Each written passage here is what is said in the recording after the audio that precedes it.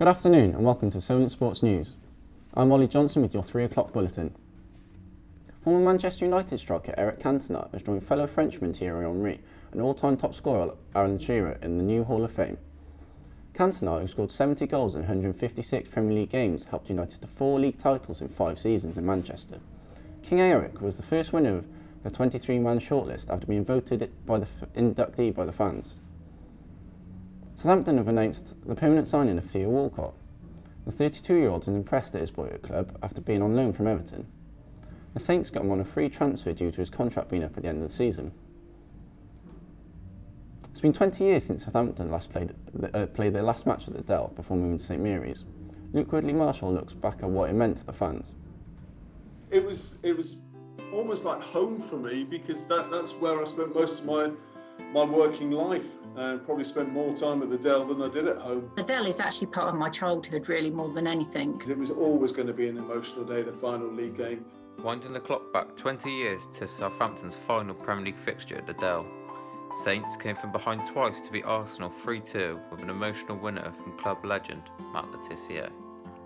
I remember vividly that as the ball dropped to him and he fired it into the top corner, I literally couldn't speak for about a minute. It was so emotional, with the crowd, the look on his face, what it meant, the joy around the ground, and I think it was one of those moments that will live with you forever. After 103 years and countless iconic moments, the gate shut for the final time on one of British football's most iconic grounds, ahead of the club's move to the brand new St Mary's Stadium, just feet away from where the club was formed. I think it was just like time for change. We knew that we had like the smallest capacity in the Premier League, pretty much. The memories are different at the Dell than at St Mary's.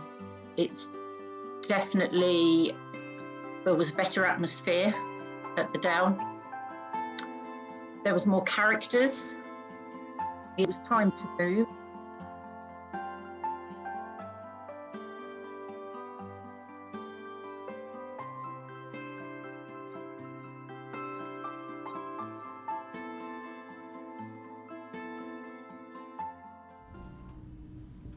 Roy Hodgson will be stepping down as manager of Crystal Palace at the end of the season after nearly 4 years in charge.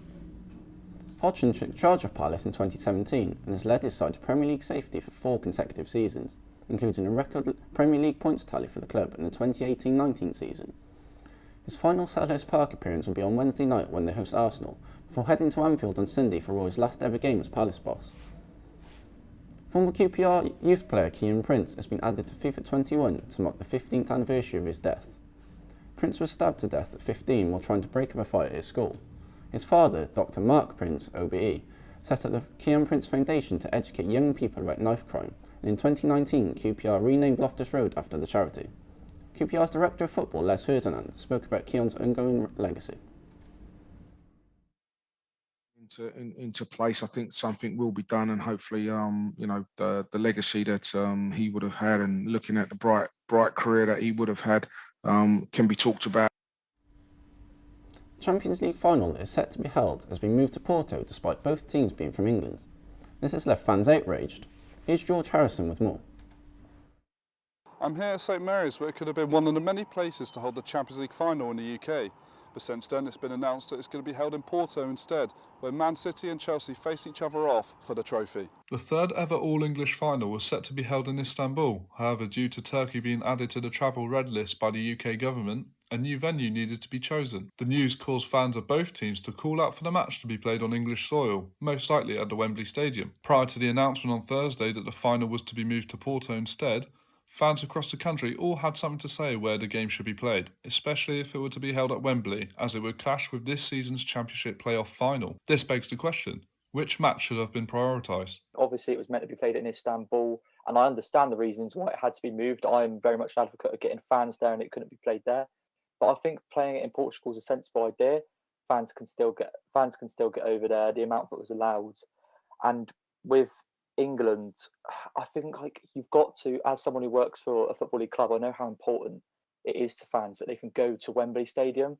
This is the problem. When you want to start moving around and you're putting importance on different types of fans. I don't think it's fair, especially around these conversations you've had recently of the European Super League. And as such, fans were very quick to jump on the back of people for disregarding them. So we shouldn't be disregarding Football League fans. It's very important that they get their day out at Wembley, although it will only be minimal numbers. I think that is really important to be able to allow fans their day out at Wembley, not to prioritise certain fans over others. And the Football League playoffs is what everyone loves. Keep it at Wembley, and I think it's a good idea that they've moved it to Portugal. Culture and Sports Secretary Oliver Dowden had this to say on why UEFA couldn't bring the final to Wembley. And the government was unable to give an assurance to UEFA that we were willing to vary our quarantine rules in the way that they wished to have. It's been a tumultuous year across the football pyramid as the coronavirus pandemic has prevented supporters from being able to cheer on their teams. Now fans are slowly being allowed back into the grounds, with just over 22,000 present for last weekend's FA Cup final. Fans of all clubs will be eager to get back on the terraces. Chelsea so dramatically to do so. The FA Cup goes to Leicester City at long last. Tottenham fans finally heard the news they've been dreading as striker Harry Kane has announced he wants to leave the club in the summer. Daniel Levy has set a £150 million price tag on the England international, who scored 165 goals in 243 Premier League games. Premier League trio Chelsea, Manchester United and Manchester City are reportedly keen on the 27-year-old. Former Spurs striker Paul Stewart believes Kane needs to leave this summer. Ultimately, he wants to win trophies, and you know, if he doesn't go now, he won't get that chance.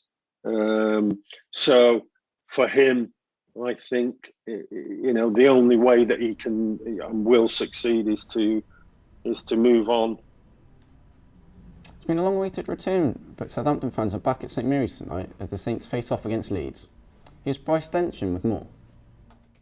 For over a year now, football has been played behind closed doors following the COVID-19 outbreak across the globe.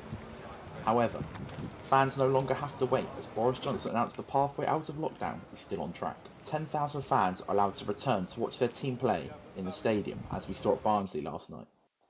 One of the first Premier League stadiums to welcome back fans will be St Mary's, as Southampton FC face Leeds United this evening. We spoke to some Saints fans about their thoughts of the reopening of stadiums. I think it will do big for our team. I think it will inspire motivation amongst the team. Obviously Leeds, very tough team to play against. Like, it's going to be a tough game. I think it's great because it gives people a bit of normality back, and obviously I think hopefully it's all done safe with some space. Yeah, definitely. You can tell some of the players play off the atmosphere, so I think it'll give us a good boost. I think we can get a result, but Leeds are obviously on form as well, so it's going to be a tough game, I think. However, it's not just fans who've had to adapt. Despite being able to attend games, journalists have to do things differently to before the pandemic. From Zoom call press conferences to strict social distancing, we asked Southampton FC reporter and journalist Jacob Tanswell to give us the inside scoop. It just completely shocks me. They're playing football to the sound of silence, and you know that's really strange. But I've been extremely lucky to be going to all the home games, you know, most of the away games, and it's been a challenge, but it's something I've really enjoyed. Southampton have struggled to find their feet in 2021. However, a win tonight could see them climb up to 13th. They face a tricky side in Leeds United, who are enjoying a stellar first season back in the Premier League. Despite losing the first fixture 3-0, Saints fans believe the Hasenhüttl side can make it 3 wins on the bounce. Maybe tonight it's about fans being able to just enjoy it and getting back. Saints are safe. Obviously, Leeds are going to be a really tough proposition, but I think just being able to get back there, experience it, you know, get back to normality, as you said, I think is the most important thing. The reopening of stadiums will bring back a sense of normality for many. Hopefully, this time they're open for good. The Anthony Joshua-Tyson Fury boxing fight is now in doubt.